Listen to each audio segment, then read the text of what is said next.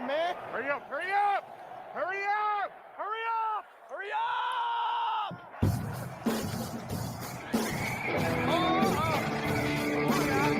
We're gonna have action too. Right here. You ain't going nowhere.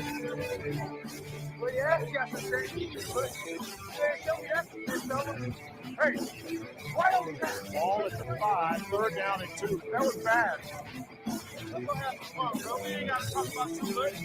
He wanted to play the ball. It's holding. What? How is that not called? That ain't gonna call a damn thing. What is the delay for? He's standing right there. He's taking a card out. He's a piece of paper. It's that close? Dear Lord.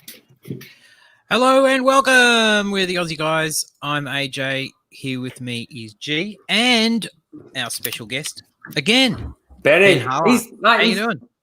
He's one of the Aussie guys with an accent. The furniture.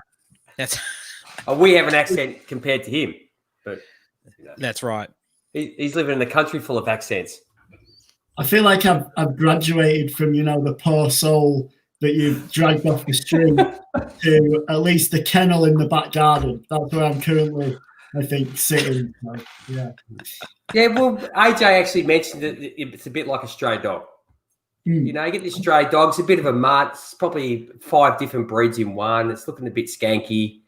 Yeah. But you take it in. It's on bun. Yeah, and it loves you to death. Absolutely, Jay. So, okay, now for tonight, AJ. Yes. We got this. Okay, going to start it. 5-minute timer. So we can try and finish within an hour, which would be really good. But what's the 5 minutes got to do with anything? Whatever we're talking about, no matter what subject we're on, once it hits 5, we're going to move on. Okay, well, let's start by talking about the Thursday night football game between Indianapolis Colts and the Pittsburgh Steelers. No, not the Pittsburgh Steelers. No, the Tennessee Titans it would be. The Colts proved an interesting adage, and that is that if you have a dominant defense, you can have a poor quarterback and still actually win games. Look, that's not entirely fair. Like I'm not the biggest fan of Philip Rivers at this point in his career. And look, he was great in the first half. He was very good in the first half. And then, as it seems to be with him, it drops away in the second half, especially from a fantasy point of view. Like I didn't play him in one of our leagues. I'm actually playing Ben this week. And I didn't start him. I've looked up and he's almost like 13 points. And I've gone, geez, here we go. He's going to hit 24. Just like, and then he ends up with only 16. Yes. So he puts on another, I don't know, it might have been 4 or 3 point whatever for the second half.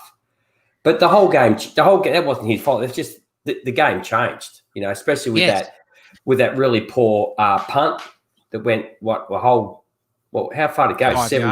17 yards or whatever it was, off the side of the boot type stuff. And that changed. After that, the game was never the same for the Titans. And then they got the block punt was the next one up, back for a touchdown. So it was just, it was all down. It's downhill. There was a key moment, actually. I think it was maybe start of the second quarter. And, Tannehill, who absolutely got battered all night, took so many hits and licks. Actually, perfect pass down the sideline to A.J. Brown. Juggled it, should have caught it, really. And it fell out of bounds. And he was away. If he'd have caught that, he's away. Yep. The Titans are, 14-3 up, and they can lean on Henry. But, the game didn't happen. He should have caught it. Didn't happen, and it did change at that moment as well. It's all the shoulda, coulda, woulda. Yeah. Oh, yeah.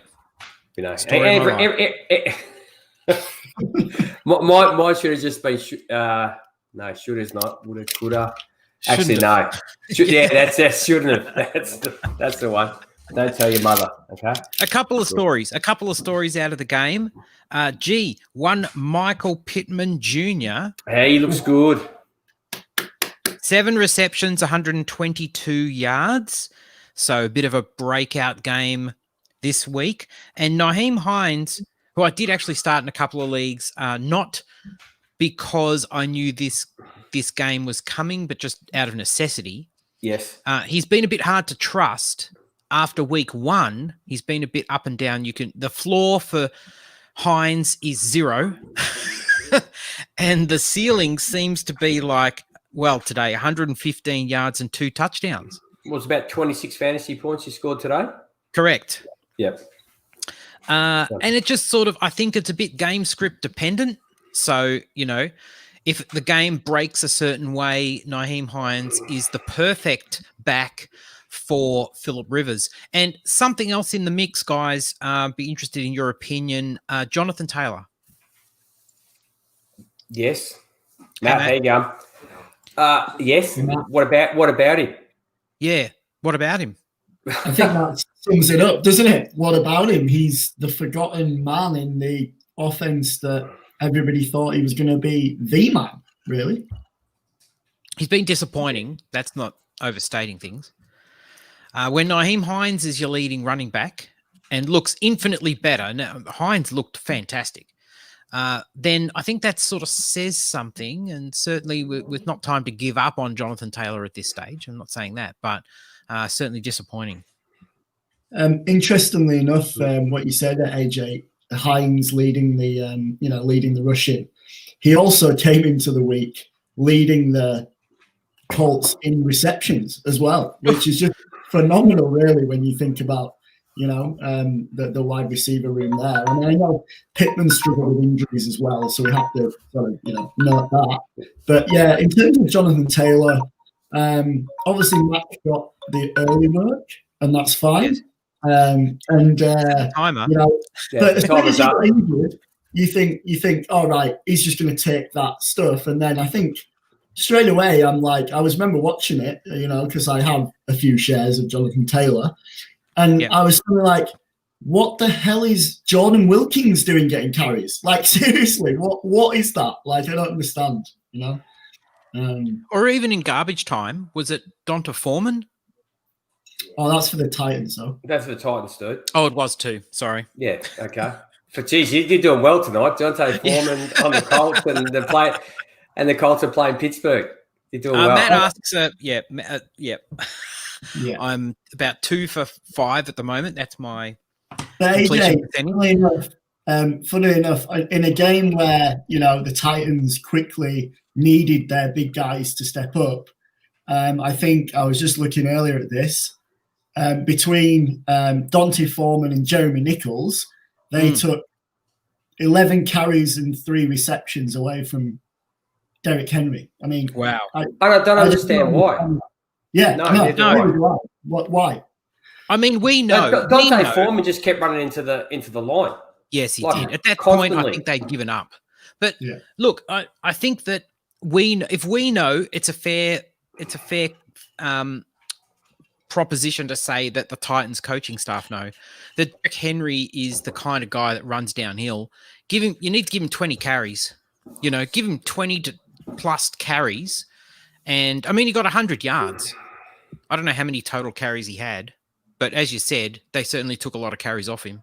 I think it got to a point where on one of the drives, I can't remember because I was just watching. I wasn't really writing anything down. I was just watching it just for the sake of watching it for a game. And they used him on the drive like constantly, and then nothing came of it. And I think that was like, okay, the night's finished for us. And you didn't really see him after that. That was like, okay, we know the gig's up. Let's not pound him for no apparent reason. Yeah. So, okay. Next topic. Yes. Have we seen the arrival of Tua? Oh, I thought you were going to talk about have we seen the arrival of Kalen Ballage? He's back on the practice squad, G. We've seen the departure as well. So. He's gone back on the practice squad? Yes. Yeah. So if you're thinking of starting him, forget it. I went and picked him up. I didn't know he went back on the practice squad. I haven't been, so for what particular reason has he gone back on his practice squad just quickly? Because he's terrible. Bullshit. He was far better than Joshua Kelly in this game. I know. Joshua Kelly. When the ball's Joshua Kelly, Joshua Kelly is very disappointing. Yeah, he is. And he looks, compared to when you look at Kalen Ballard on the field, he looks slow. Kalen Ballard, and mate, for whatever Kalen Ballard is, that's not a good sign for Joshua Kelly. If Kalen Ballard looks more explosive, he's got better movement, change of direction, acceleration. Josh Kelly's get it, 45-degree cut, and whatever's in front of me, I can't do it. I can't cut twice. I'm just going to run into the guy that's in front of me. That's what it looks like. Yes. Oh, you know what I realised? He was already being overshadowed by Justin Jackson, I think, a little bit anyway, who I presume he's now active this weekend, AJ. Is that the reason why? Justin Jackson? I don't think Justin Jackson's active, is he? All right, okay. So why is he on the practice squad? What, you're going to run with Joshua Kelly this week again? I don't understand. And Troy Main Pope, Right. I believe. Okay. All right. Just talk about stuff for a minute. I realised I didn't tweet the actual show link out, so just talk about stuff.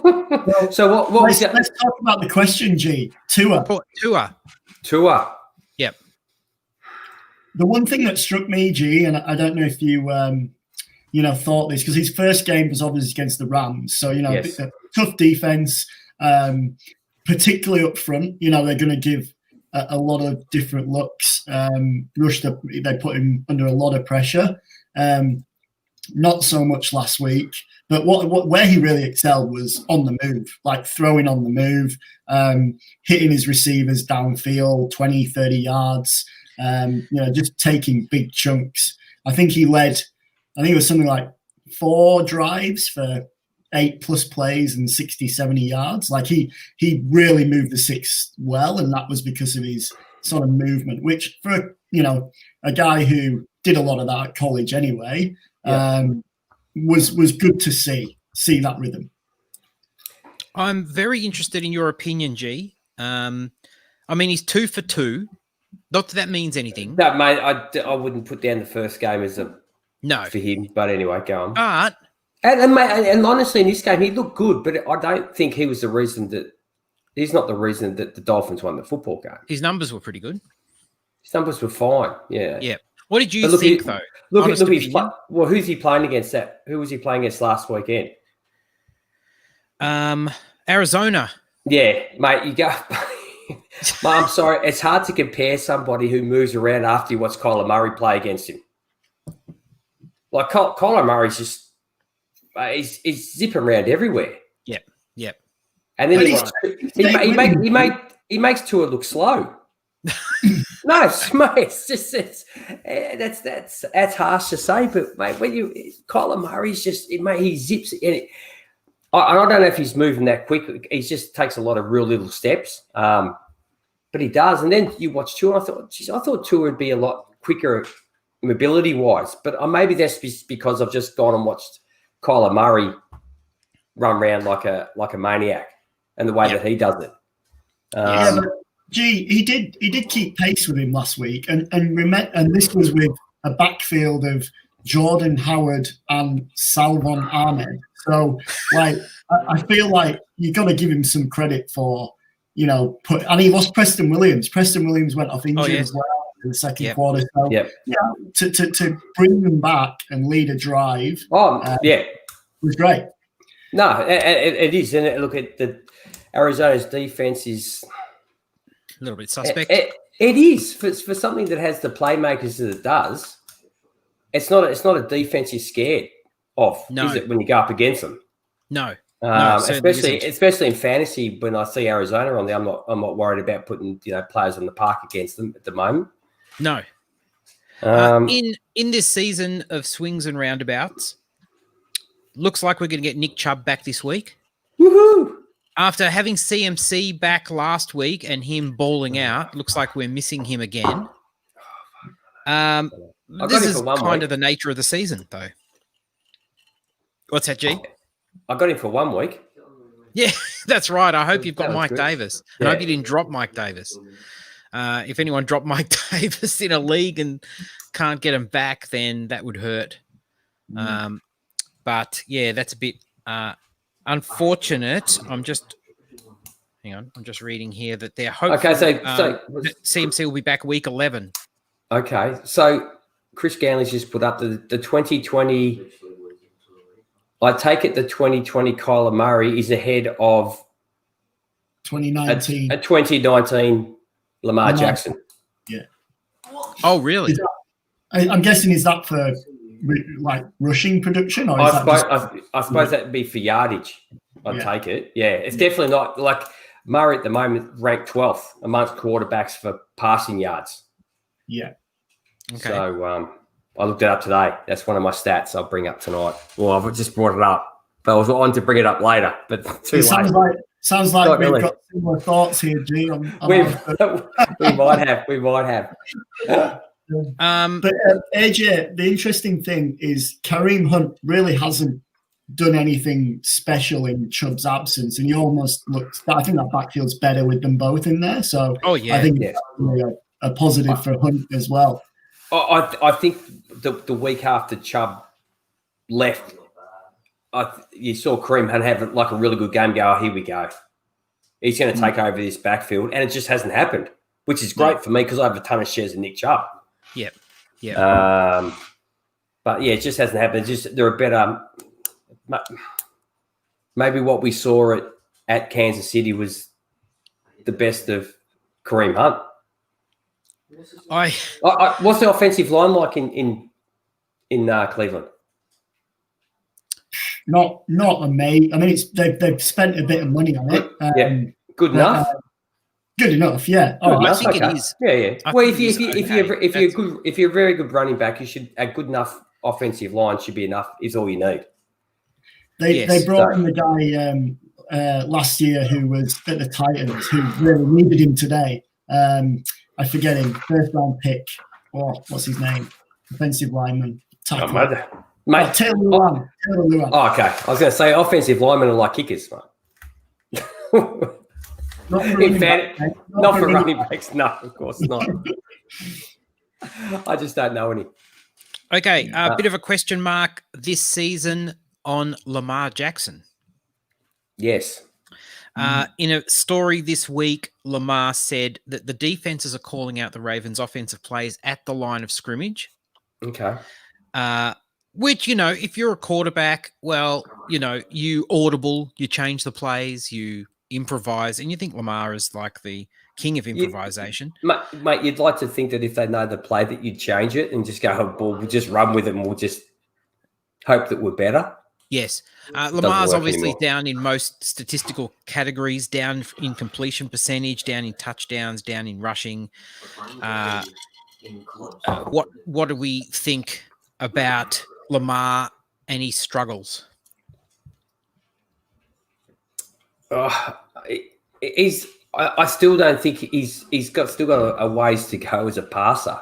And I think eventually you can't be a quarterback and rely on rushing all the time. And eventually he's going to catch up with Kyler Murray as well. And I think Kyler Murray's going to find it exactly the same. Like, eventually teams are not allow you to do it. And they're going to they've worked out that Lamar Jackson would rather him throw the ball than run.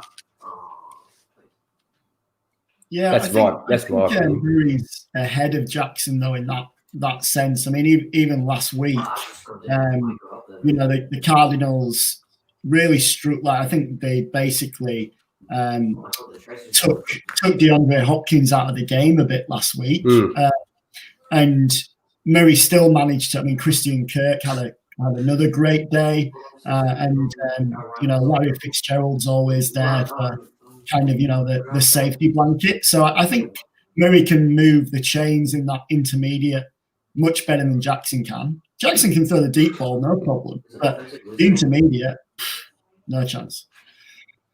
I still think Kyler Murray has a problem throwing over the top of his offensive line. I think he's always going to have that.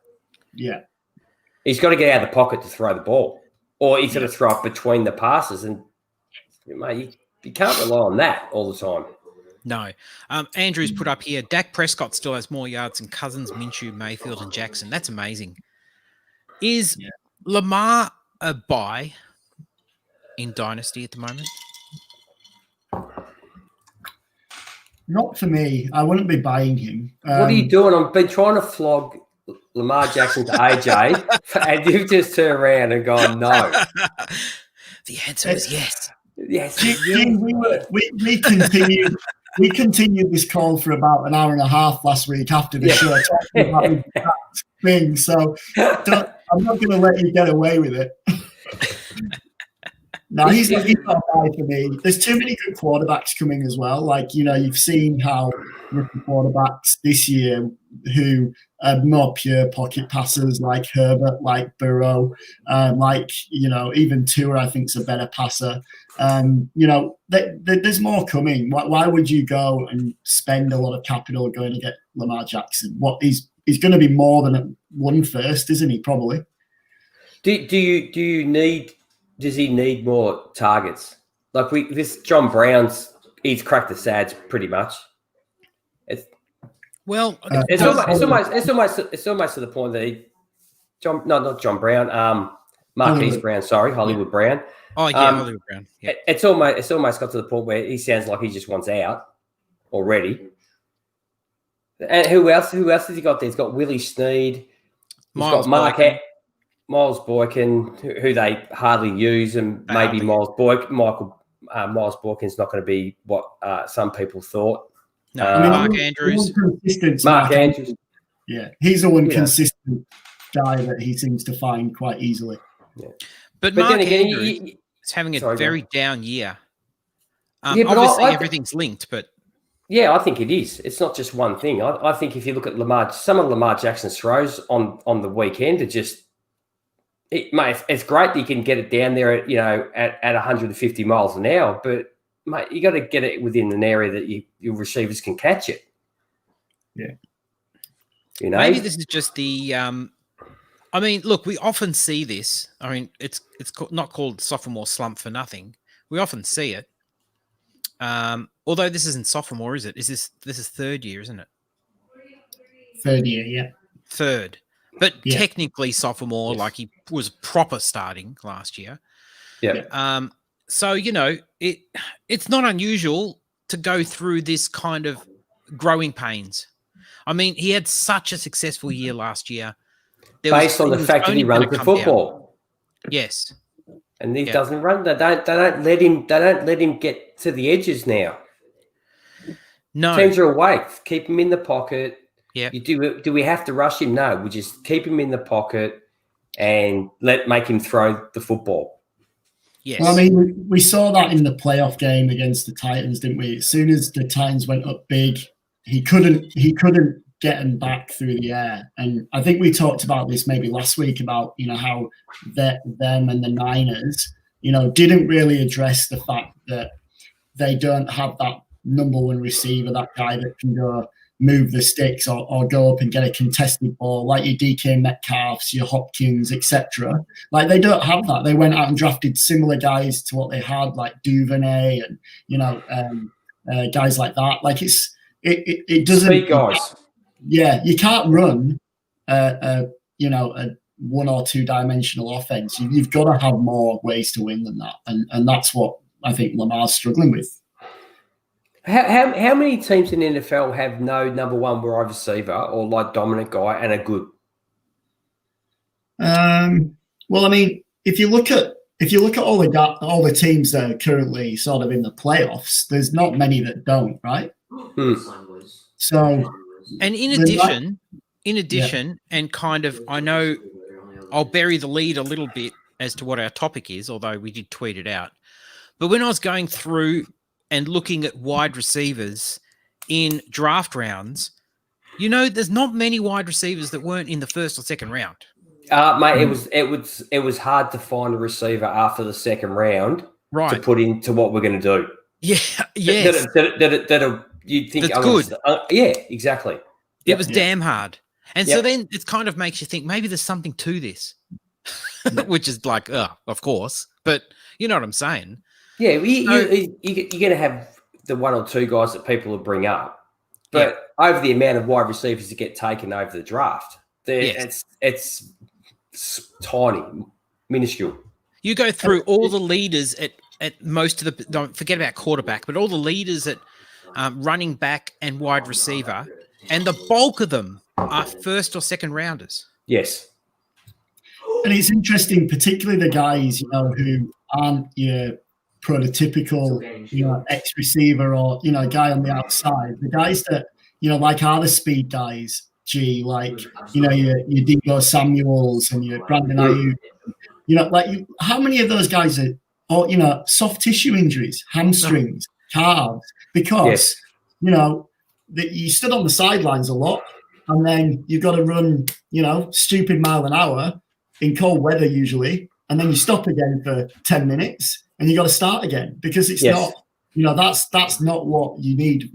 If you're a sprinter or whatever, that you warm up once, big burst, cool down, don't do anything for a few days. These fast twitch muscle guys seem to be on the injured list more than your bigger sort of receivers. Yeah. Unless you DK Metcalf. Like your big slower guys, that run like 0.3 seconds slower over 40. My point, it's like 2 steps. Really, But DK doesn't it's exactly what you say. DK doesn't come off the field, does it? Hardly. And look at you got those small, you got guys like, look at the smaller guys that seem to last are the smaller guys that aren't the quick dudes. Yeah. Like the 40 guys, they might be the more the nimble sort of guys. You like your Edelmans and your Tyler Lockett's and these smaller guys. Yeah, Hunter Renfro, mate, not the quickest guys, mate, small, agile, but not 40 speed sort of blokes. And they don't, mate, they're all right. They're out there every week. Yeah. Basically, Edelman's missed a few this year, but mate, he's getting on. Seasons, mate, the dude's got more pounding than I've ever seen a wide receiver take. Oof, I'm glad you said that. You could have gone in a different direction there. So,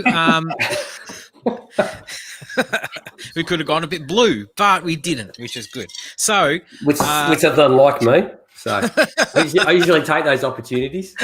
Well, I could have said that he often gets double teamed as well, but I didn't think that'd be right either. So, G. Oh, I love it. Our topic this evening. Our topic this evening. So this was what's that? Tame Jeets. Yeah, sorry, Gan. I'll let you down. It's a bit. I've been a little bit tamer now that I've got a camera in front of my face. It's a lot easier if I just put, and then I can go all blue. I don't have to worry about it. Like when we're in the studio, we're not doing it live. There's a one-word explanation for that. There's a one-word explanation: litigation. Litigation, yeah. I'd be a really good porn star if you just didn't film anything that I was doing. I'd be great. That'd be great. Just in the dark. You just have the audio. Yeah, there we go. Although I can't imagine that being. Just sounds like I'm doing really well. That's right. And then someone turns the light on and you're just by yourself. Yes. So anyway, do my best. That's what I say. the amount of jobs I'll be working at, and people will walk in and go, "Do you want a light on? Do you need some more? More light, ambience." I go, best work. I do my best work in the dark. I don't care who the client is, if they know me or don't know me that well. Some of them get it. Some of them just, okay. Yeah, no worries. Straight through the keeper. Yeah, straight through the keeper. So a big thank you to Andrew Campy, who sent this idea through to us. Which was a couple of weeks ago when we were coming up with more ideas for our teams each week. And it's not easy, as I sort of alluded to just before. So, G, pitch what it is. Yeah, so what it is we put together a team like we do every week, as we have been this year. And this week's team is based on draft position. So we have the usual lineup, which is, quarterback, 2 running back, 2 wide receivers, tight end. And this week we have a flex because we're going to combine 7th round and undrafted free agents into one. So what you do is you have to pick a player from each round. So once that round's gone, you can no longer use that round. Even though it's a different position, doesn't matter. That round's gone. So every player on this list has come from one of the 7 rounds, including undrafted free agent. Does that make sense? Did I explain that well enough? Yeah. Well, makes sense to me. Okay. And, I'd be interested just before we kick off. What your it was bloody hard. Yeah. What did you sort of think straight away, as you would kind of do in a fantasy draft, where you go, well, I'm going to use my first round on quarterbacks because they're the. No. Did you not think of that? No, did you not start there? No. Yeah. That's what I did. I started there because I just knew, particularly recently, with let's give Neil his moment in the sun. Scotland qualified for the European Championships in football for the first time since William Wallace was alive yesterday. Wow. Well done. Well done, Scotland and Neil. Well, you got to take advantage of COVID, don't you? Like when the good teams are getting all COVID and the weaker teams, this is their opportunity. And was that Mel Gibson? Is that William Wallace? Yeah, that's right. Yeah. I think they beat some island off of Malta or something. No, somewhere to win. So well done. 22 years. Good work. 22 years. I had to wait like 30. What did I have to wait? 39 years or whatever it was for the Tigers to win the first grand final. So don't complain about 22, Neil. He's a sook, mate. That bloke. I went with quarterback because and it came out of the options. Josh Allen, Kyler Murray. There's so many of them in recent years that have redefined fantasy production in particular. And that's why I started there. Oh, see, I because the first thing that came to me was Russell Wilson, Dak Prescott. Well, Dak Prescott obviously injured, but Russell Wilson taken in the third round.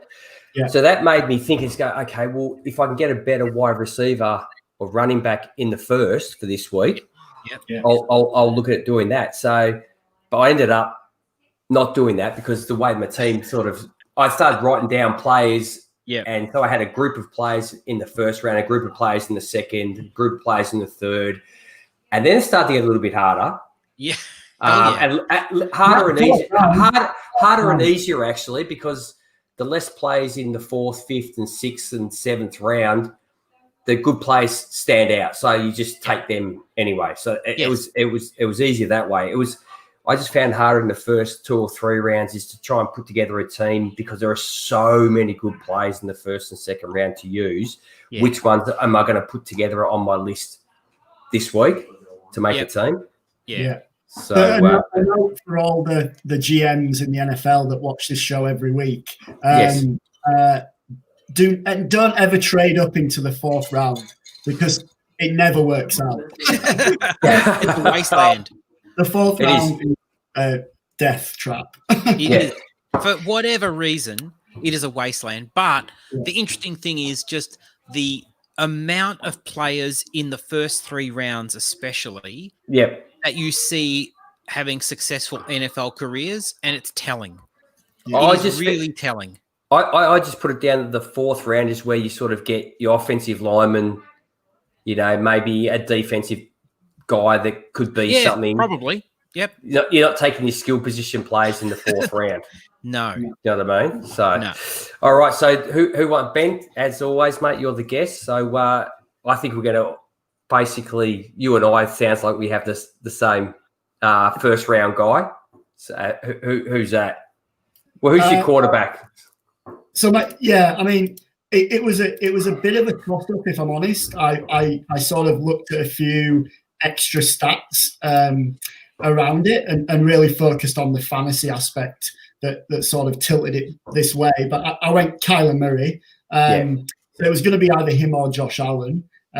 Obviously, I think we've already touched upon the season that Kyler Murray's having. And the thing for me is he's not only has he topped 500 yards already on the ground, he's also got 8 rushing touchdowns, which is just phenomenal. Like that, that is crazy. And even Josh Allen's the nearest one to him with 5, and he's only got 241 yards. No, Cam's got 8.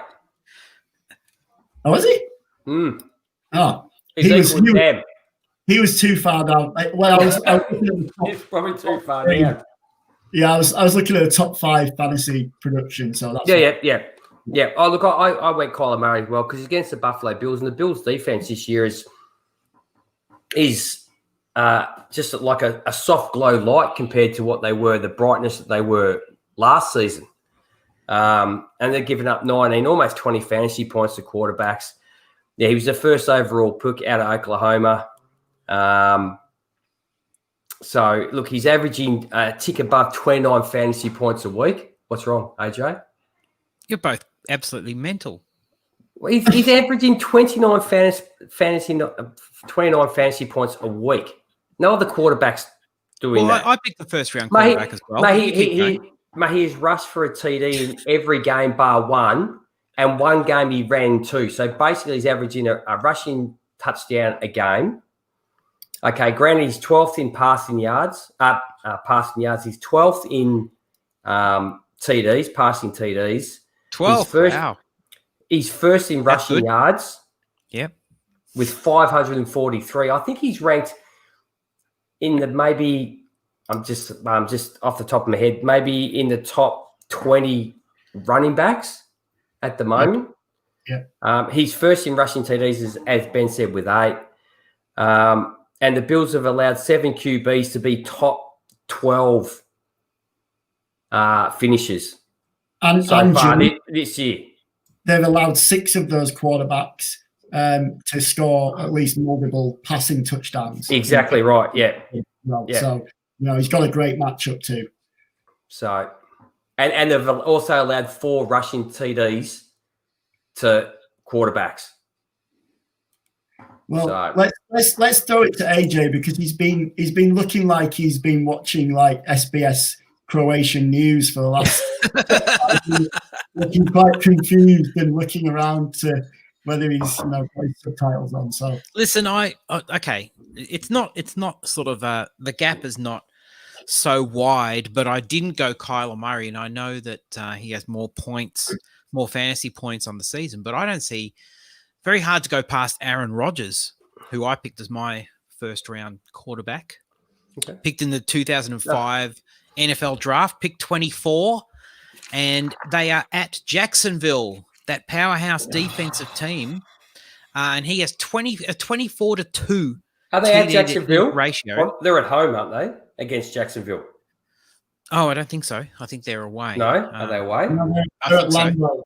They're at Lambeau. Yeah, thank you. Oh, they're at Lambeau. Oh, I'm sorry. Thank you. Some of us do research.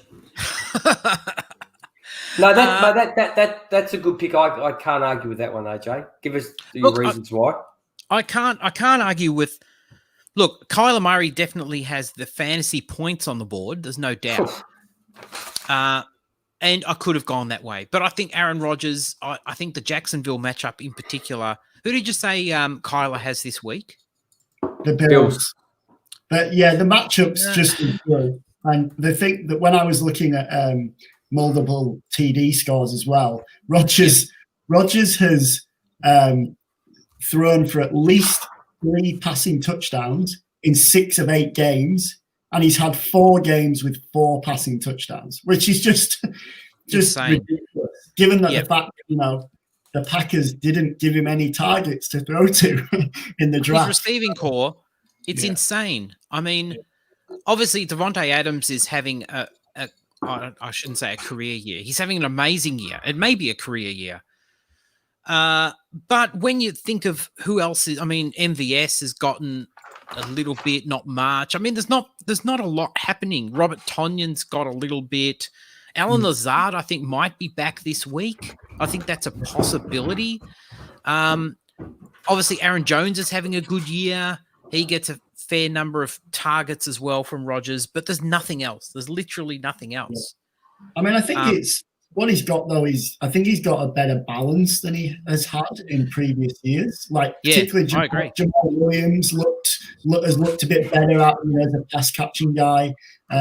So yeah, I think I did consider Rodgers, but I thought if I'm going to use my first round pick on a quarterback, I need someone who can do it on the ground as well as in the air.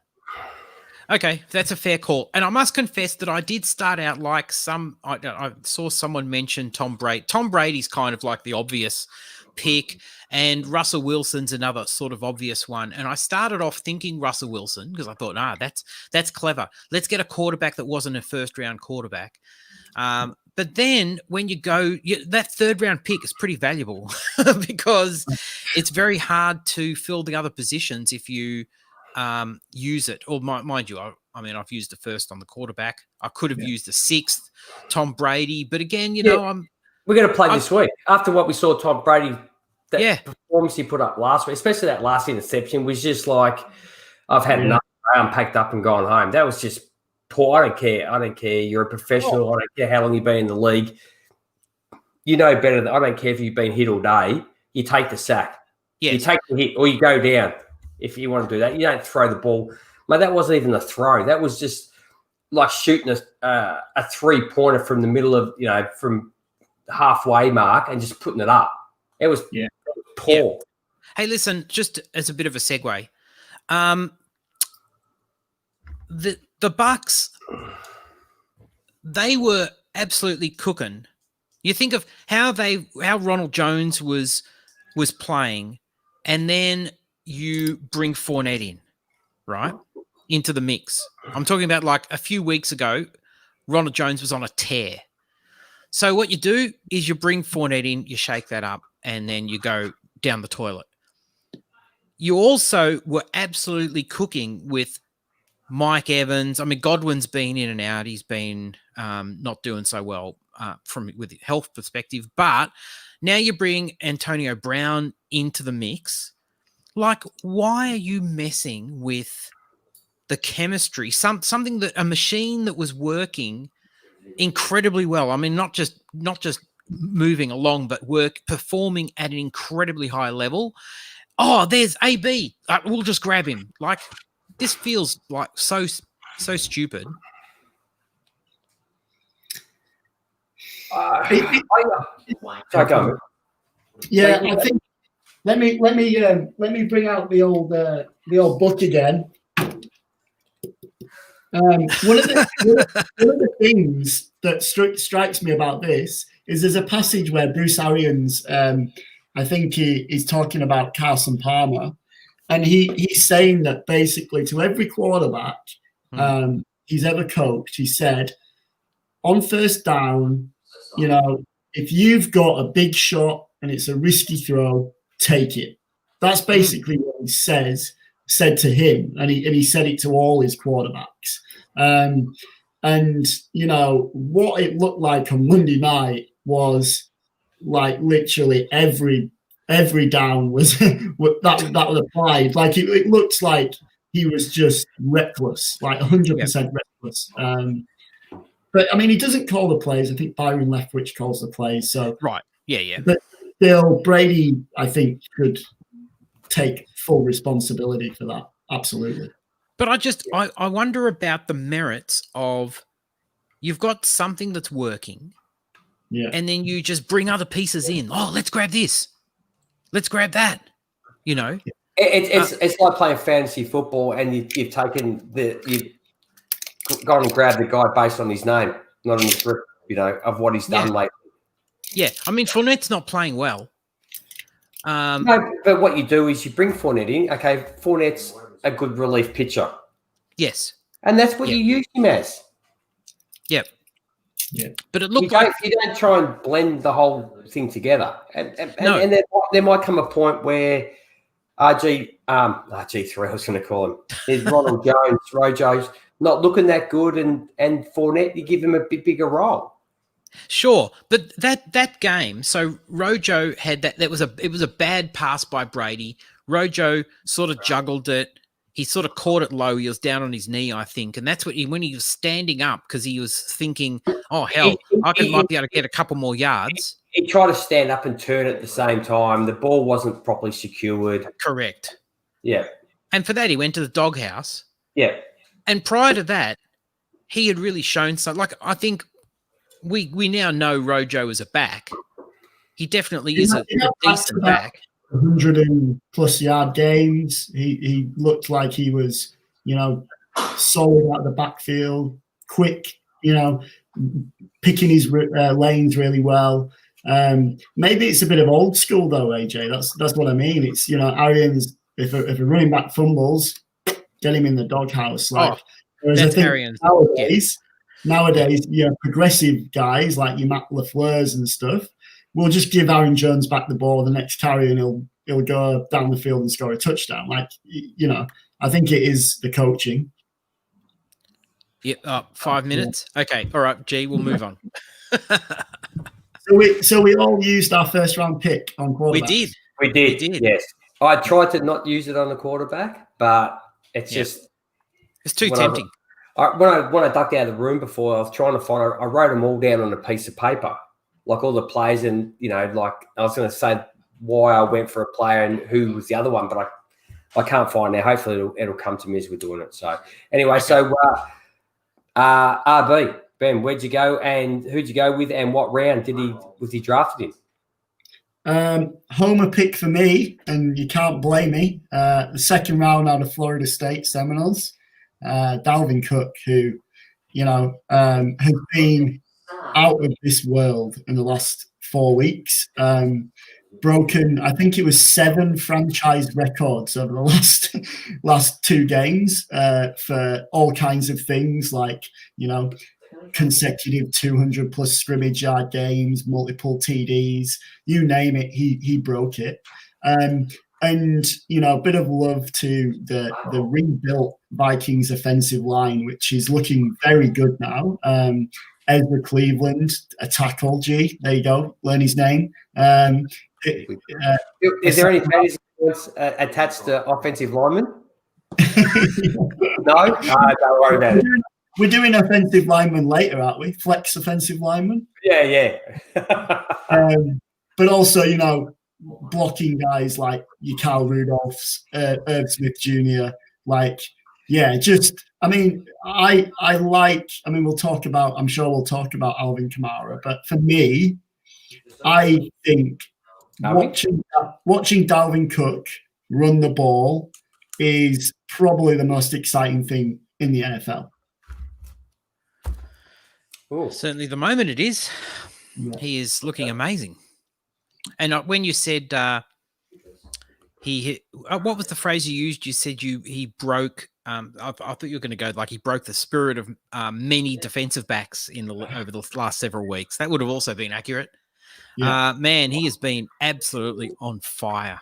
Can't fault you there. I mean, man. No, that's a good pick. That's not who I went for though. AJ, who'd you grab? Well, I picked you'll know straight away. I picked a running back from the 3rd round. Oh, okay. Round. I'll tell you. You tell me. I'll tell you where he was picked. 3rd round, pick 3 in the 2017 NFL Draft. Yes. By the New Orleans Saints, and that obviously is Alvin Kamara. Yeah. Who? Currently tops the NFL with 1,080 all-purpose yards, leads all running backs with 72 targets, 9 targets per game, 60 catches, 565 receiving yards, and 3 scores. And this week up against the 49ers defense, that they're struggling across the board. About the only guy who's doing well is Fred Warner.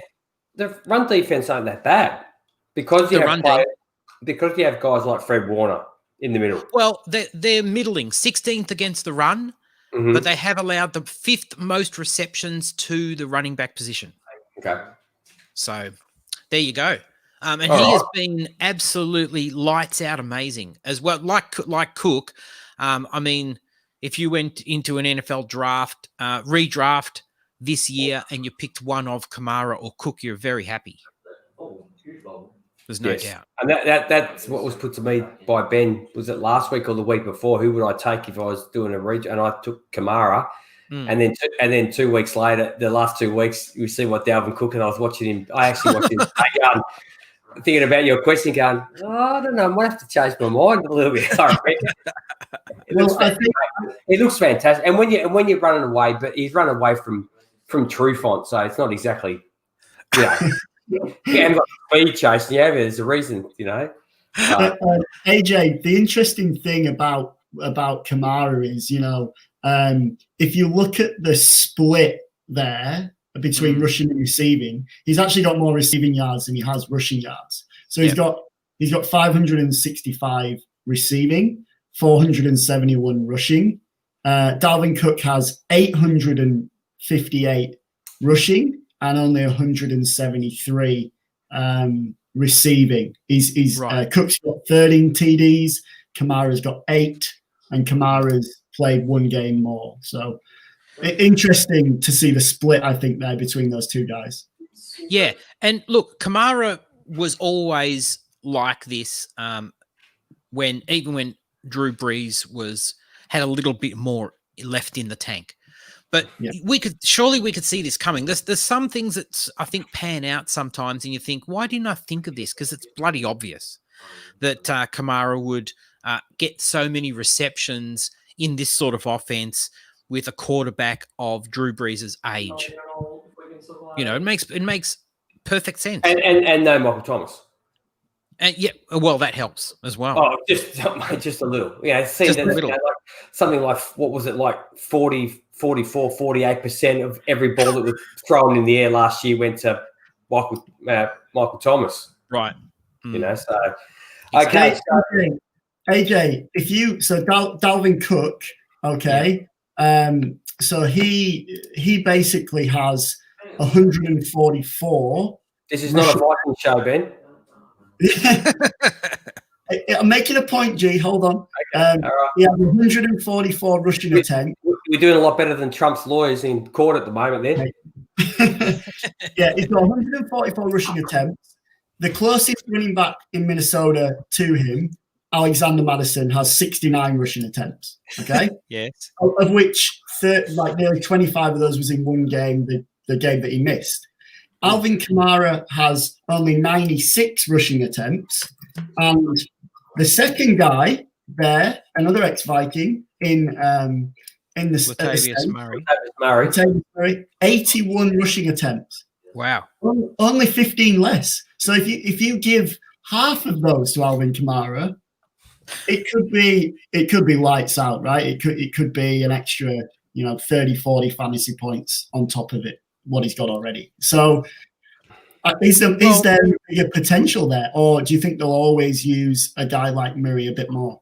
I think they just use him just in a different way, and they use him smarter in the fact that he's a smaller guy than Dalvin Cook. He's not as compact as Dalvin Cook.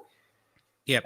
And they've got Latavius Murray. Why not use a guy that's a good running back to run the ball, do the hard yards, basically. Yeah. So I think it's just smart. As the season goes on, we don't want to get try and get away from the Vikings talk, but you don't want to get to the end of the season. You find that Dalvin Cook's now he's dealing with injuries, and it's been a big season, a lot of carries, a lot of, and yet you look at Kamara, and he hasn't had the carries. He gets the ball in the open field. He runs out of bounds a lot. He doesn't take the big hits as often. Yeah. And come the NFL playoffs, you're not going to be sort of worried about Kamara not being on the park. Yeah, they're all things you have to worry about. And Kamara's had a few injuries of late, so they're just playing smart, basically. Where the Vikings might not have to worry about the playoffs. Don't worry. Dalvin Cook's already booked his holiday for the day after the end of the season. That's a bit of a giveaway, isn't it? Okay, could we get on to my running back? Yeah. Now, my running back was taken in the 5th round. He was taken in the 2017 draft out of Texas at pick 182. Any ideas? 5th round. What year did you say? 2017. Same year as Kamara. Out of Texas. Texas. You guys gonna spew that you didn't pick this guy up and you leave the second round open for somebody else. Second, so he's a second round pick, definitely. No, he's a fifth round pick. Fifth round pick. Yeah. I don't know. You better just okay. Aaron Jones. Aaron Jones. Aaron Jones. Aaron Jones this week up against the Jacksonville Jaguars, who given up 27.6 fantasy points on average per game. They're ranked 27th against the run. Jones is currently the 8th RB. He's averaging plus I think he's only played 6 games, I think, this season. He's had some out. Yep. Yeah, he's had a couple out. Mm-hmm. He's averaging 21.3 fantasy points a game. So I'm going to take that in the 5th round, leave my second round wide open for other players. The Jags have allowed 33 plus points in the last 4 games in total. So there's going to be points on the board for Aaron Jones. Jags opponents have accumulated 30 running back touches per game against them. So, yes. And I think Jamal Williams, is he 100%? I don't think he is, actually. I don't think he is. And we've got AJ Dillon on COVID. Yep. Yeah. So it could be a big day for Aaron Jones. We saw Duke Johnson last week was a top 8 guy against the Jags. Duke Johnson, I know you're a fan, AJ, but you're a fan of Duke. You're still a fan, mate. You hang on to that as long as he's going to start this week. Duke Johnson's starting.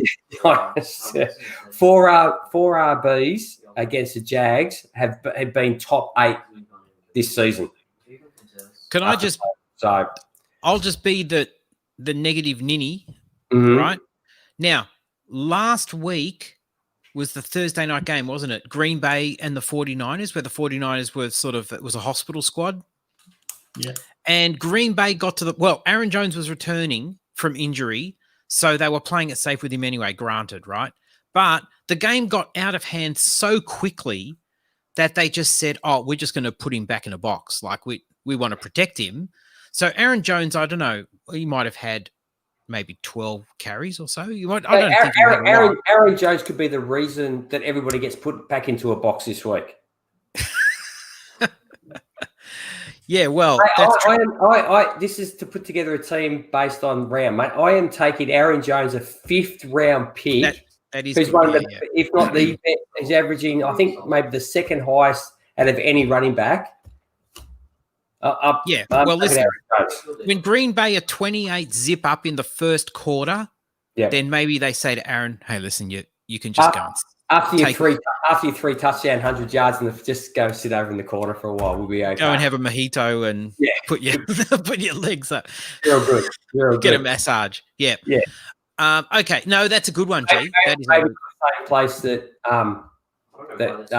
Kraft went to for his massage, but as seen on CNN. All right, second running back, Ben, go. Mine's already been taken. It's an obvious. Oh, really? Cook and Kamara as my 2 running backs. Where did Cook go? What round? Cook went 2, Kamara went 3. You've totally shot your load. So you've gone 1, 2, 3.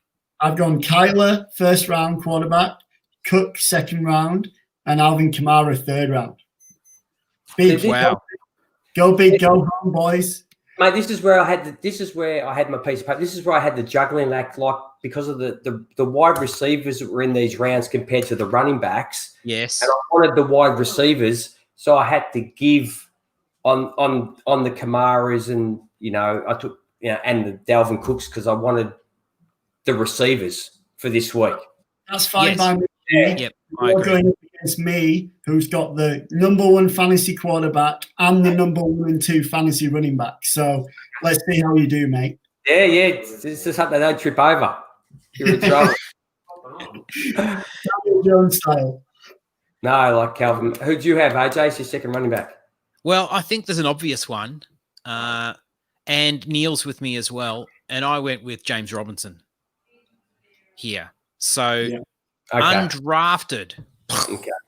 Undrafted. So he counts as my 7th, doesn't he? 7th round or undrafted. free agent. And as I've already mentioned, the Jags are playing the Packers, and they've got the powerhouse, future Hall of Famer Jake Luton under center. Actually, mate, I watched Jake Luton. Yeah. The interception was because the ball didn't get there fast enough, and it's just a bad throw. But he doesn't have, like, then when I watched Herbert, Herbert, dude, the arm on that dude's just phenomenal. Isn't it good? It's not Josh Allen, no. but it's not far behind. Josh Allen throws an absolute serious missile. Like, bloody, not many people have the arm of Josh Allen. G. No, Herbert throws it with ease. He does. But Luton is a poet when he throws the ball. No, watch it. The way he throws the ball, everything's just. It just looks. It looks like poetry. Like it doesn't have the power and all that, but just the style of it is like, I don't know. It's probably like a lot of singers and artists these days and all that. There's a lot of style and no substance, but man, it looks beautiful to watch the way he throws the football, and the spiral is tight. Just it's more. He throws it more with touch than get it there in a hurry. Yes. Yeah. He does have a little bit when he puts something on it, but not the big NFL caliber guys. But mate, beautiful to watch him throw a football. I was mesmerized. Yep. When he had time. So Neil suggesting that maybe he's going to be the Falcons quarterback next year. Yeah. Okay, so my RB is a 4th round guy. Up against Tampa Bay this week, who given up 21.19 fantasy points. They're ranked 12th against the run. So that's not the greatest. And he's Mike Davis. So with Christian McCaffrey now gone, I thought I'll slip Mike Davis in there, 4th round pick out of South Carolina, drafted by the 49ers at pick 126 overall. Yep. He's averaging 14.2 fantasy points per game. And granted, that's average. You got to remember when Christian McCaffrey was there, I should have probably worked out the averages when Christian McCaffrey weren't there. I think it'd be a lot higher than 14.2 per game. But a tough matchup on the ground. But yet the Bucks are ranked number 1 on the ground, only giving up 470 yards. But in the passing game, they are ranked. They've given up the 6th most air yards. And the last time, and the last time these two teams played each other, McCaffrey and Davis accounted for 13 receptions for 103 yards. And we know Mike Davis can catch the ball, no problems at all. He's a very good receiver out of the backfield. So if he gets used in that way as well, no Christian McCaffrey. So I thought, mate, there I can use up a 4th round guy. And let me tell you, I don't know who your 4th round guys are, but there ain't much available in the 4th round, the skill position. So I'm leaving up a couple 2nd and 3rd rounds for some very good wide receivers here. So I'm liking the way this is coming together for me. You guys are going to be stuck. What I love about Mike Davis is, Teddy Bridgewater is, a bit of a check down guy. He's not going to be throwing the ball too much. And if he is, it's a lot of slants. It's a lot of checks. It's a lot of. He's not a risk taker, Ben. He's not a risk taker. And last week, between McCaffrey and Mike Davis, they had 15 receptions between them last week. So, if he gets anywhere near that, even 10, he's going to have a big PPR day as well. Yeah, and you look at Mike Davis currently ranked number 7 amongst running backs, and that's with the games including Christian McCaffrey. So that's how good he is when Christian McCaffrey's not there. That's incredible. So. That's a winning 4th round pick there, G. I didn't think my 4th round is laughable compared to that, but anyway. Okay, so wide receivers, Ben, who you got? All right, so my first wide receiver. Just forge ahead. Oh yeah, really? Okay. Well, we'll see. Right. I've still got money in the bank, so. G, my wide receiver. Have you used your 5th round pick, G? Yes. Yeah, Aaron Jones, mate. Aaron Jones. All right. Yeah, cool. So my 5th round pick is currently the number 4 overall fantasy wide receiver. Yep. He leads the league in targets with 91. He's an ex-Viking. That's by. Have I missed something? He leads the league in receptions, 63. He leads the league in yardage, 813. He only has 3 touchdowns, but number 1, is sorry, I just lost it a second. Number 1 wide receiver so far this year is, give me 1 second, Tyreek Hill, followed by Devontae Adams, followed by DK Metcalf, followed by my 5th round pick out of Mississippi State. It's Stephon Diggs of the Buffalo Bills. The X. Oh, that's it. Is that did you just drop your mic? He's got a little violin out. And, yep. Look, I mean, I obviously know Diggs very well. From his time. Three touchdowns looks glaringly obvious when you look at the players that he's around in the wide receiver market, mate. That's glaringly obvious. But, that volume, G, is nothing to be laughed at. And the Bills gave up a first-round pick to go get him from the Vikings. Yep. And everybody knew that looking at the Bills last year, they were missing a number 1 wide receiver. Stephon Diggs is one of the best route runners in the league. Like, he can do everything. He can line up everywhere. And he's a guy that can go up and grab a football. And Josh Allen is a guy that will throw it up to grab. Both defensive back and wide receiver have equal opportunity on most throws. So, someone like Diggs is just balled out. He loves the contact, loves the competition.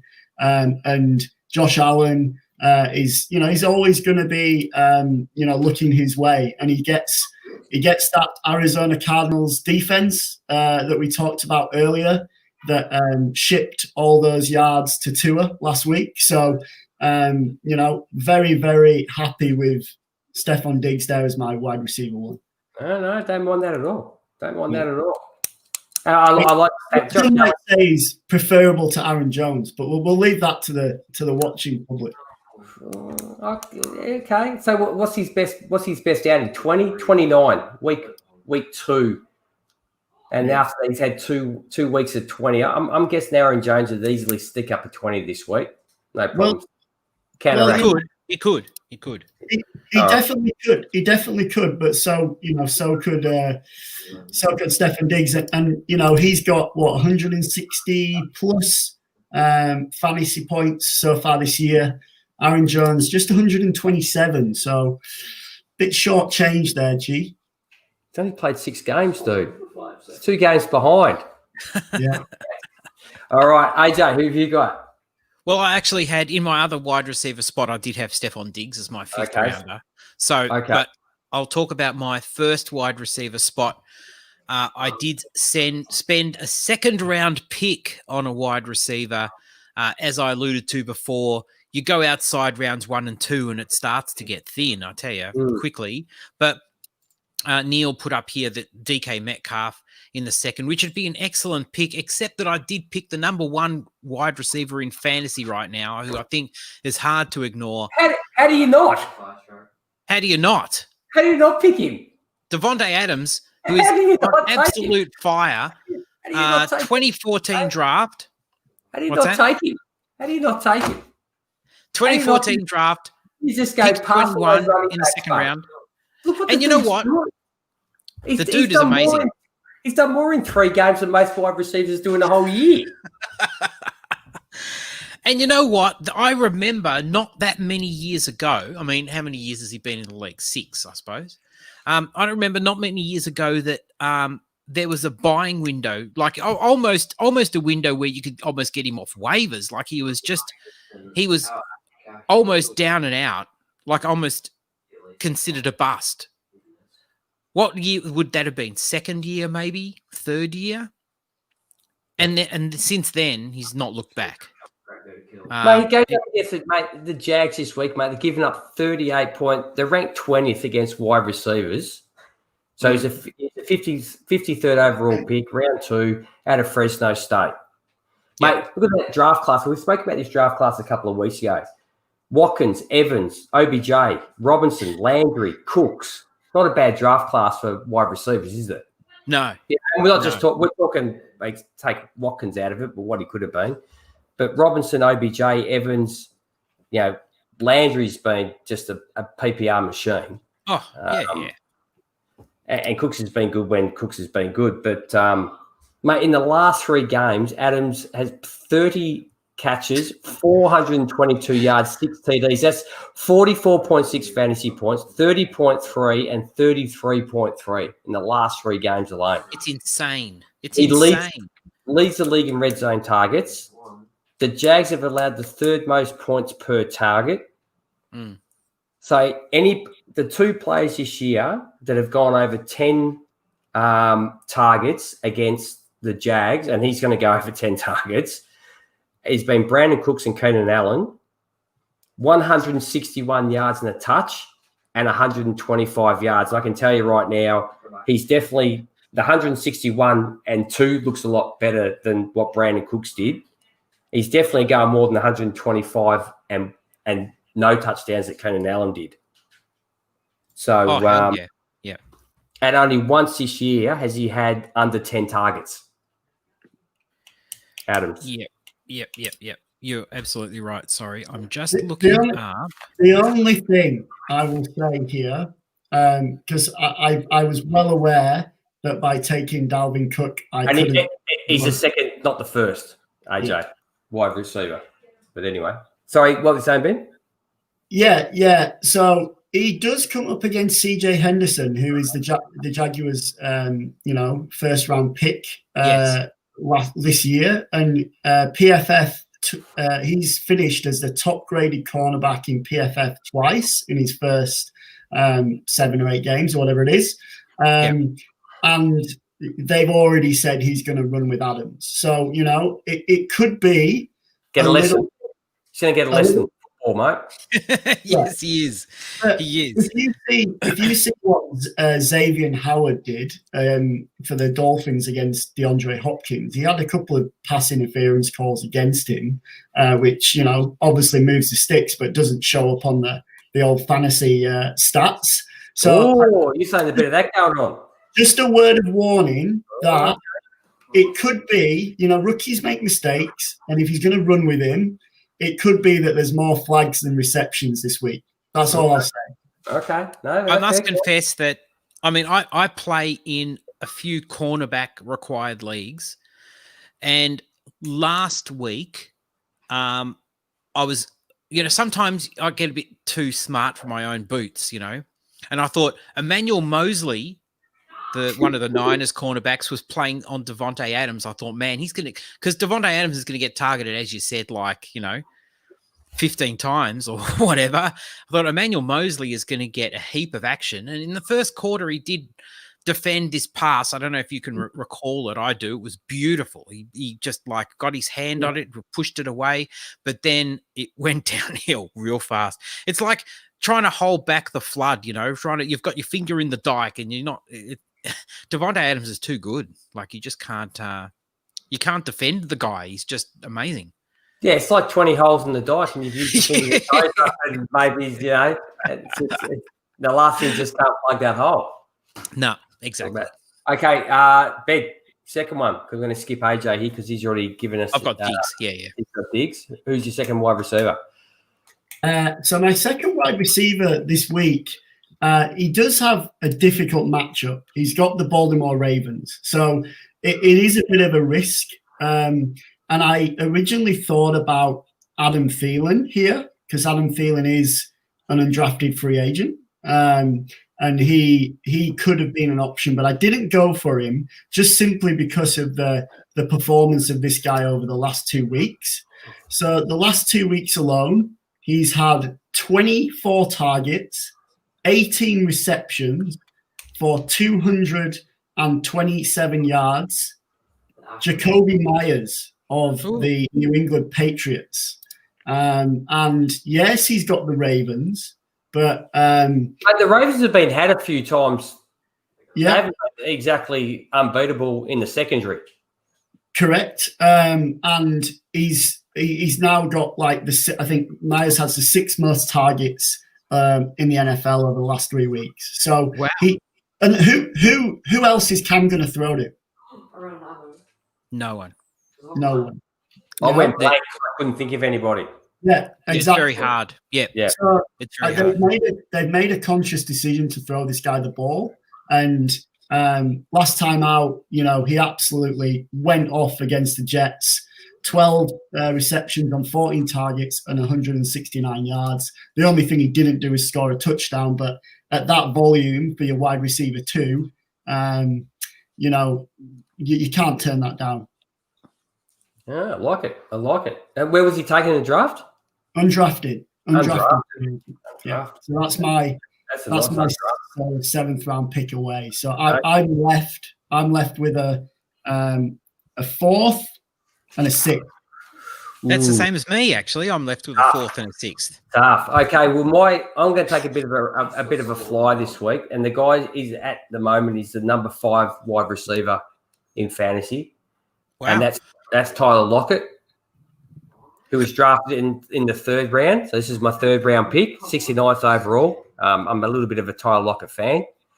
Tough matchup this week. Goes up against the Rams, giving up 27.4 fantasy points. They're ranked number 2 against wide receivers. So I'm banking a little bit on the fact that this week he's going to come up against Troy Hill, who has probably been the weakest of the corner. He's plays in the slot, and that's where Diggs plays most of his game. And he's allowed 37 of 50 targets already this season.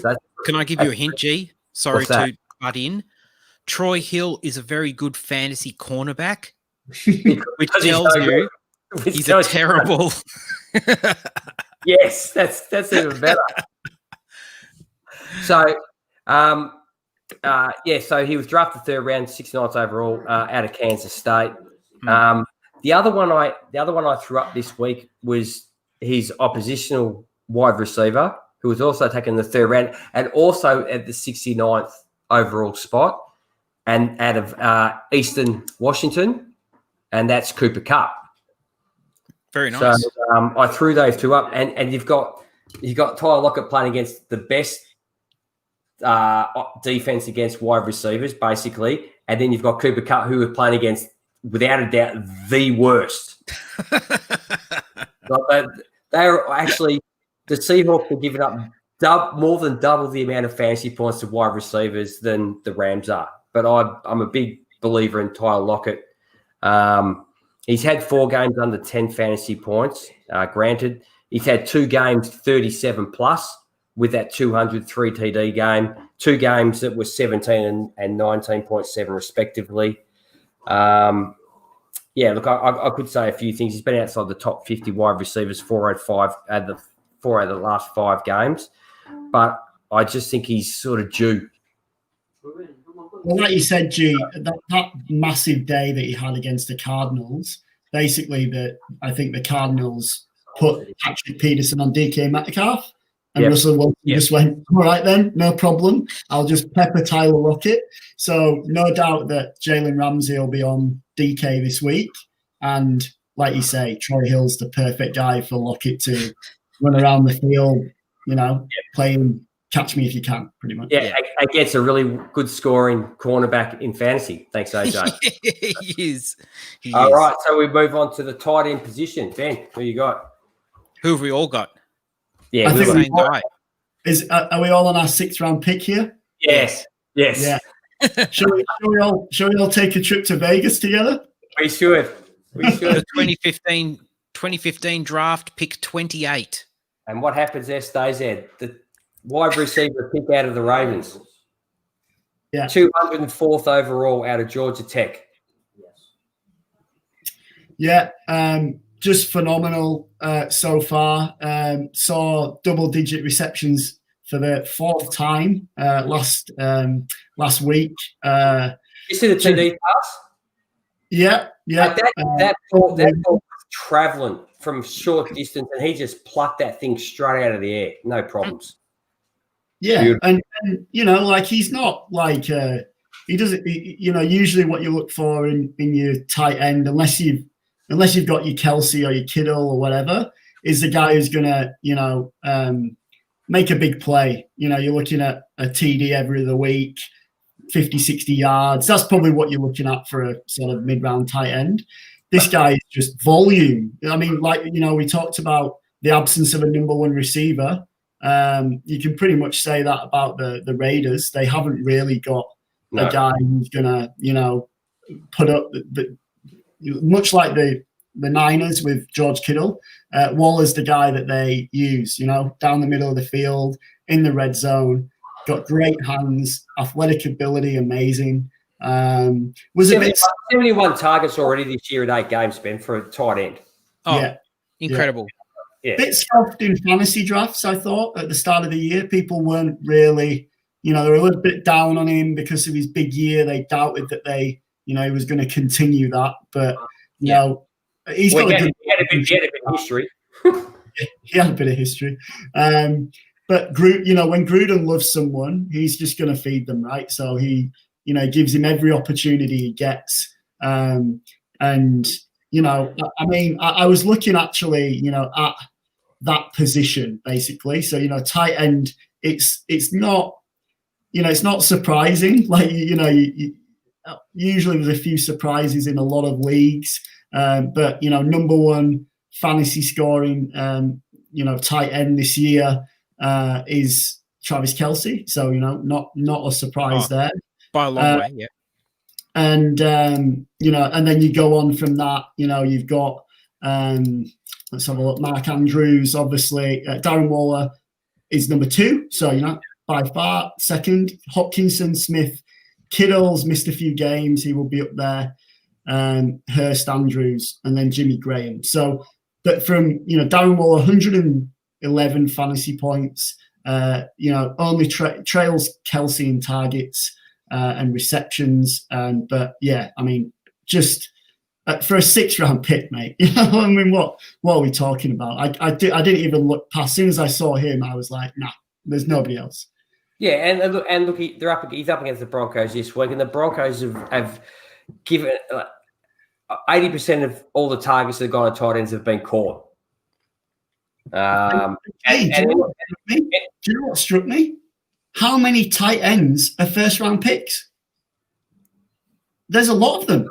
Yes. I didn't even look at the top. Didn't even go down to the tight ends in the first rounds because I knew as soon as we started doing this where Darren Waller was taken. Oh yeah.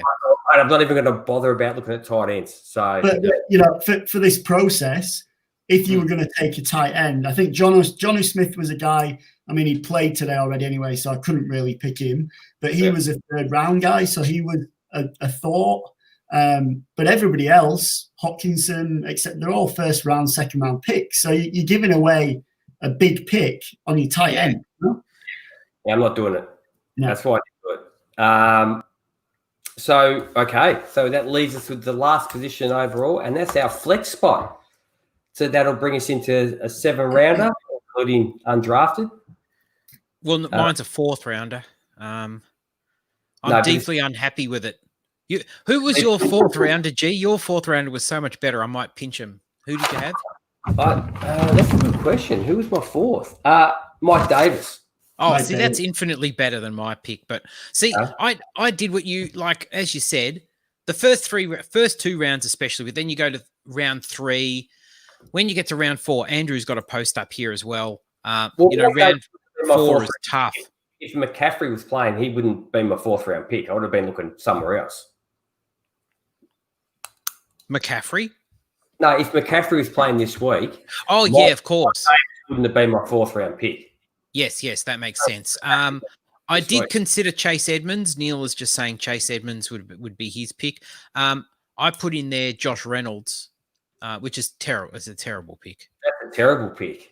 Yeah, I know it is. I'm telling you, it's a terrible pick. Motivation by the end. Do you lose? Yeah, well, I think this is where it almost feels like we've done like a DFS lineup, right? And if you play, I don't play a lot of DFS. I don't play it really at all. I have played it before, but when you go and you do that sort of daily lineup, right, and you're using all your points, and you get to the end and you think, oof, my points are not buying me anyone very good here, then that's sometimes when you go back and you revisit and you rejuggle, which I think you've really done very well, G, with your albeit not very technological methods, but you have certainly done a good job of that. But yeah, $1 left. You're saying $1 left. Have a think about how I can redistribute this whole thing. Anyway.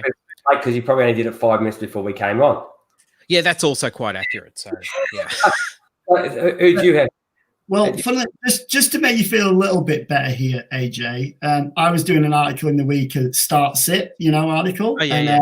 I had the Rams, and I put Josh Reynolds as a sneaky flex start. So, he's a guy who I think is a little bit underrated. Like, he's not, he's a guy who's sort of always been there but never quite done anything. But he has, he's got, I think it was eight targets 2 weeks ago, 9 targets last week, two TDs in his last 3 games. So it's not a terrible pick. Like, I don't mind it. I don't mind it at all. See, Van Jefferson hasn't arrived yet. We were a bit early to crown him anything.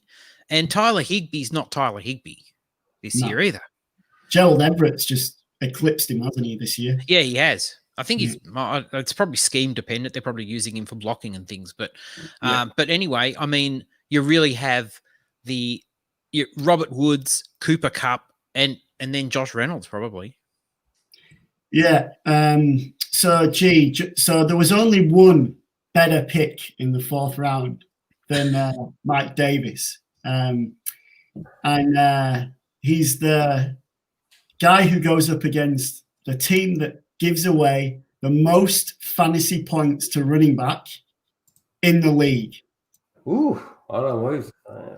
Out of Memphis, Riverboat Ron is going to ride Antonio Gibson into the win this week. And he's up against the Lions. Is he playing? Is he playing? Got a bit of a tight shoulder. He's expected to suit up. Let's put it that way. I think it's McKissick time. Hashtag McKissick time. I think we can see plenty of Antonio Gibson. I did have Mike Davis as my if not playing pick. But let's talk about Gibson, who has looked fantastic, really, in a pretty average offense with a different quarterback with a different injury every week. So, he's looked good, and he's looked like a guy who, whether they go out and get another running back or not. Neil said he's drafted in the 3rd. Here we go. Really? Oh, controversy. No way. He was a 4th round pick. Really? Ooh. Yeah. So look, Don't believe Neil. He's just, mate, I told you. Okay, hang on. I don't know how we even.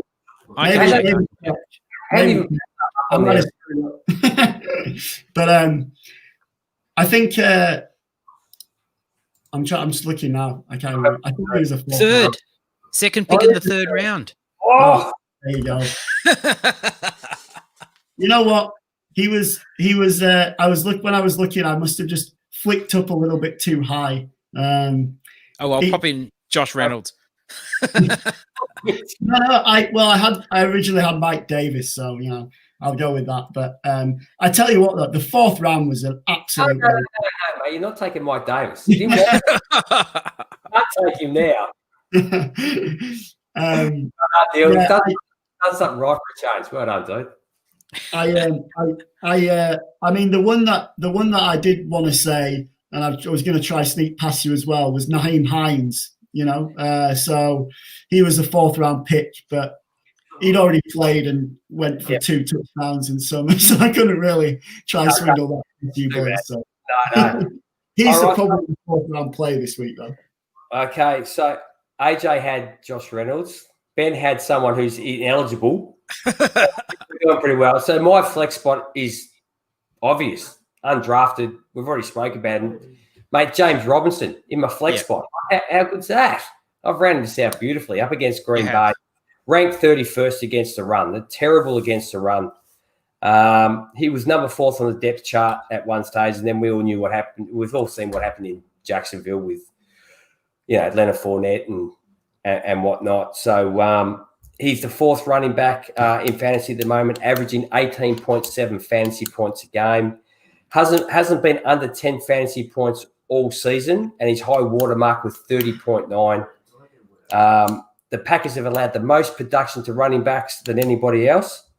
They have allowed 11 TDs to running backs on the ground, which is the worst in the NFL, and a total of 15 to running backs, which is also equal the worst in the league with the Lions.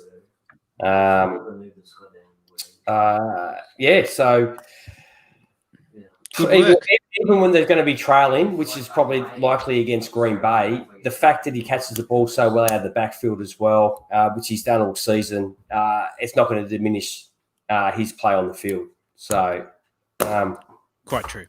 That's my my undrafted, and that's my team done. Good work. I did like my team. I like your team too.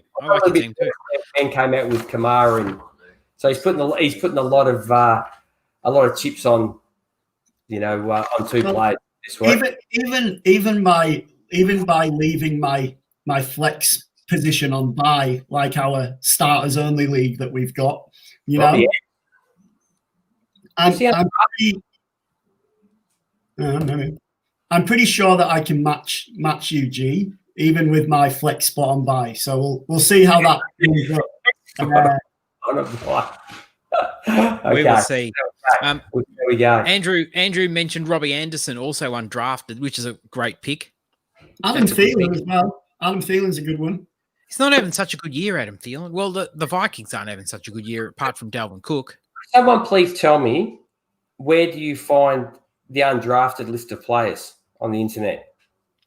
Well, I looked at Wikipedia and go to the NFL draft, and then it says player selections, and then underneath it says notable undrafted players. Okay. Oh, nice. Okay. So it gave you kind of maybe like 10 from each year. Yes. Because I used the Pro Football Reference. Yeah. Which is really good. But I don't know, I can't find anywhere where they actually they stop at the end of the draft. Right. Okay. They give you all the draft list. And then once it gets down to, pick 254, bang, that's it. We don't worry about players here. So, unfortunately. All right. Anyway, so there we go. Big thanks to Andrew for suggesting that topic. That was fun. And it certainly did. For a while. I mean, look, we all hear around draft time, we all hear the statistics around the success rates of players taken in certain rounds. But when you go through the top fantasy players at each position, it's blindingly obvious how many of them are from the top rounds. Yes. It's incredible. Without a doubt. Skill position anyway. And then surely that's got to inform what you do as a dynasty fantasy player. Like players that were picked in the 4th round or later, like honestly, the chances of them hitting are remote. What? We should do next week, we should do the reverse of this. We should pick the worst players. The worst players. How does that work? The worst. Just players suck. Next weekend's game, yeah? Sorry? They have to be playing in next weekend's game. Yes. And you've got it. So basically, you do. Oh, you have to pick like a first rounder. It has to be a first rounder. Yes. Yes. In each position. Yeah. Eric Ebron was a first round pick, right? Actually, he's not playing too bad at the moment. Yeah. But he's with the Steelers, isn't he? So that makes sense. Okay. Well, listen, I really enjoyed that, and hope you enjoyed listening to that and sort of doing it yourselves, gents, because that was a lot of fun. But yeah, that's a good idea. Go for the worst. Yeah, that would be an interesting exercise. AJ, I've started the work. I haven't finished it yet, but I've gone back and got all our teams from since we started this about 5 or 6 weeks ago, and I'm trying to total up the fantasy points for each week. Well, I did ask AJ to send me the teams, and he hasn't done it to me, so I've sort of. So but I know that a few of the listeners, like Andrew, Neil, etc., have actually gone and done it themselves and have posted in the channel as well. So I'll try include as many of those as possible, but maybe I'll send you some info, AJ, and you can tweet or message people that we might be missing for a couple of weeks. Nice. That's great. Okay. Excellent. Am I on top? No. Okay. Don't give it away. I know. In one league, I'm zipping 9, so I'm doing real well. Or zipping 8. Oh, yeah. Well, Scott Fishbowl, I think I might be. Don't worry about it. The one I actually invented is the one I suck at the most. How is it, G, that in that league you haven't won a single game? I don't understand that. Well, I've sort of stopped. I've sort of after the last 2 weeks, I'm not going to go on because I'm not even going to make the playoffs. So I don't think it's fair. I go and take players and put good players for other people to go and grab that are on my team. That's very nice of you. You see, you often see that is a bit of a pet hate of ours, isn't it? The people who are at the bottom of leagues who are grinding on the waiver wire for players who, not players that have a lot of dynasty value, just, they're just spending their bucks and picking up players, and it's like, well, what the hell are you doing? Yeah. Hey, G, that league's on Flea Flicker, and yes. We're all in it, and so is Memphis. And shout out to Memphis because you're there, G, logging on every day. Moves, 28 moves a week, all that kind of stuff, trying to get your team right. Memphis was inactive for the first 4 weeks. He didn't change his lineup and finished 4-0. So I think he might be getting kicked out. I'd have to have a quiet word. It goes both ways, right? Like it goes both ways. He hasn't been super engaged. You need to leave the boys to do it, And we got Kyle from Fantasy Smackdown. He's doing pretty well too. I think he's going to have an easy win this week. He's up against me, so just rest your players this week, mate. You'll be okay.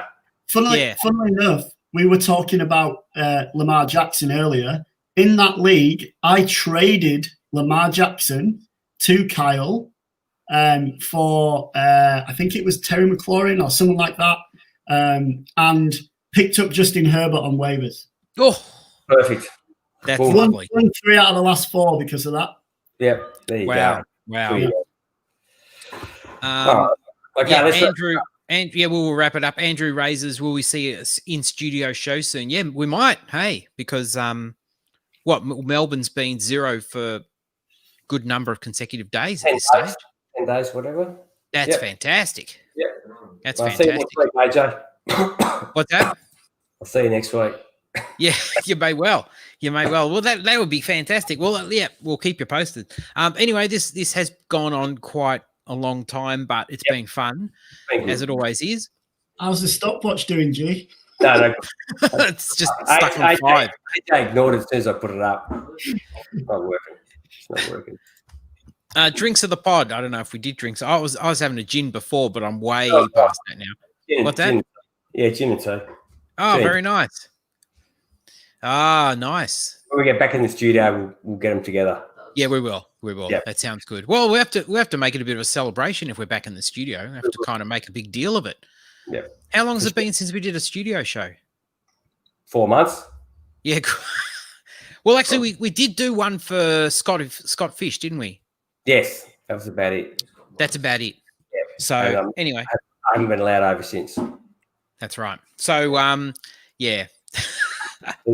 Anyway, let's wrap this up and let people go to bed. Probably. Yes. I was going to say, do something with your Friday night, but we're not in that zone anymore. Those times have passed us by. But a long time ago. A long time ago.